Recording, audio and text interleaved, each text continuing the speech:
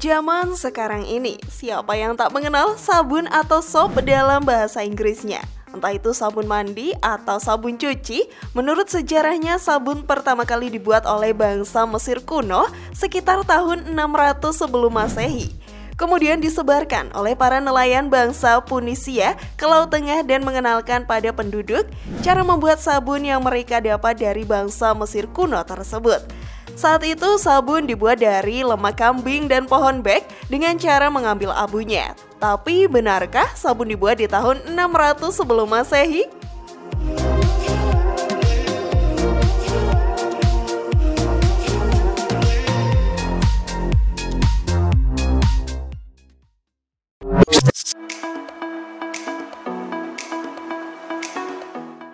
Dibuat sebelum 600 sebelum Masehi.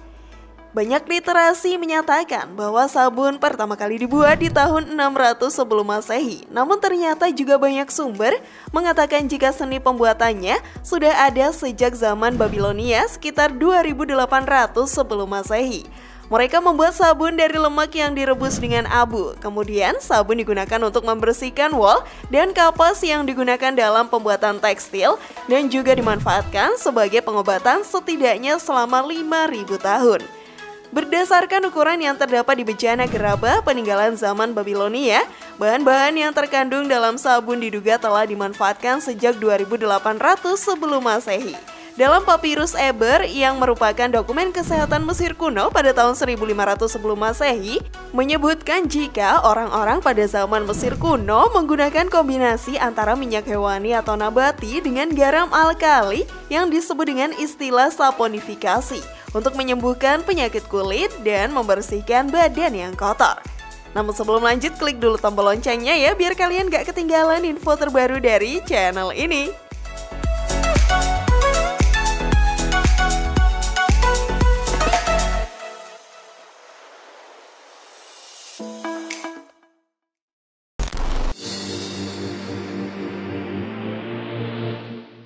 Munculnya istilah saponifikasi.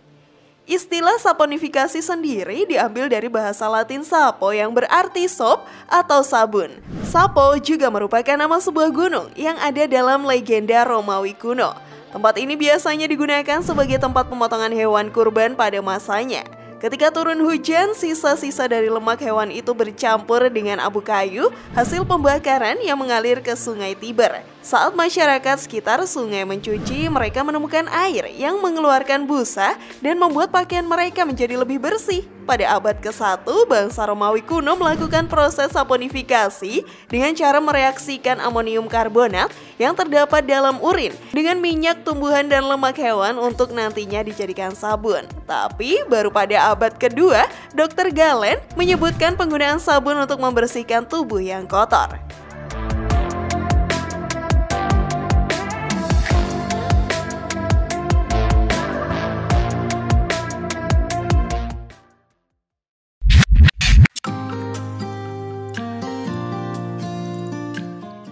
Ramuan sabun modern pertama.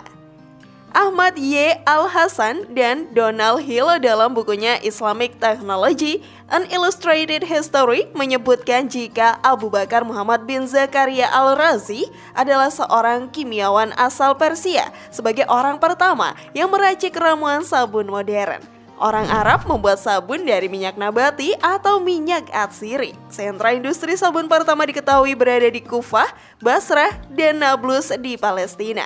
Saat itu sabun sudah berbentuk padat dan cair ya, Kepo Lovers. Pada abad pertengahan, orang-orang di Eropa Utara baru mengenal sabun cair namun dengan aroma bau yang kurang sedap. Ketika abad ke-13, jenis sabun keras mulai diekspor ke Eropa.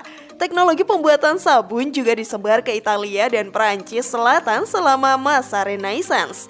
Di Inggris, seperti yang ditulis oleh John A. Hunt dalam A Short History Soap, dimuat di Pharmaceutical Journal 1999 menunjukkan lebih dari 180 orang terlibat dalam industri pembuatan sabun. Bisnis sabun mendapat apresiasi yang baik di Inggris. Pada tahun 1622, Raja James memberikan hak monopoli kepada seorang pembuat sabun dengan membayar imbalan sebesar $100.000 per tahunnya ke Lovers. Berbeda dengan Raja Inggris, Raja Prancis Louis XIV justru bersikap keras terhadap industri pembuatan sabun. Louis XIV bahkan diketahui pernah menghukum mati 3 orang pembuat sabun karena membuat kulitnya menjadi iritasi. Takut ditimpa hukuman yang sama, beberapa pembuat sabun berusaha lebih serius untuk menciptakan sabun berkualitas baik.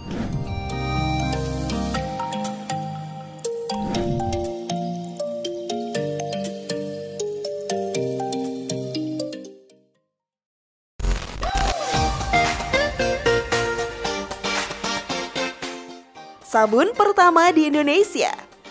Untuk di Indonesia sendiri, sebelum mengenal sabun, masyarakat di Nusantara biasanya mandi dengan menggosokkan lempeng-lempeng batu halus untuk membersihkan kotoran yang ada di tubuh. Agar kulit harum dan halus, mereka menambahkan mawar, melati, kenanga, sirih, dan minyak zaitun dalam wadah penampungan air. Kebiasaan ini masih berlangsung hingga 1980-an ya Kepo Lovers, terutama di wilayah desa-desa. Bahkan sampai saat ini sekalipun menggunakan sabun ada yang merasa belum bersih tanpa menggosokkan batu ketika mandi. Laporan Live Science menyebutkan sebenarnya sabun tidak membunuh kuman tapi menyingkirkannya. Kuman-kuman biasanya terdapat pada bagian berminyak dan berlemak yang menempel pada tangan. Terdengar menjijikkan ya Kepo Lovers, tapi itulah yang terjadi. Menggunakan air saja tidaklah cukup karena air dan minyak sangat berlawanan. Sabun menjadi mediator bagi minyak dan air untuk membersihkan tangan kita, dan sabun akan membawa kuman yang berada di minyak pergi dari tangan. Di zaman sekarang ini, sabun sudah dibuat dari berbagai sumber, baik yang dari kimiawi maupun sabun yang dibuat dari bahan alami dengan segala keperluan dan kebutuhannya. Aroma wangiannya pun sudah sangat beragam ya Kepo Lovers, mulai dari aroma bunga, buah, susu, dan lain sebagainya.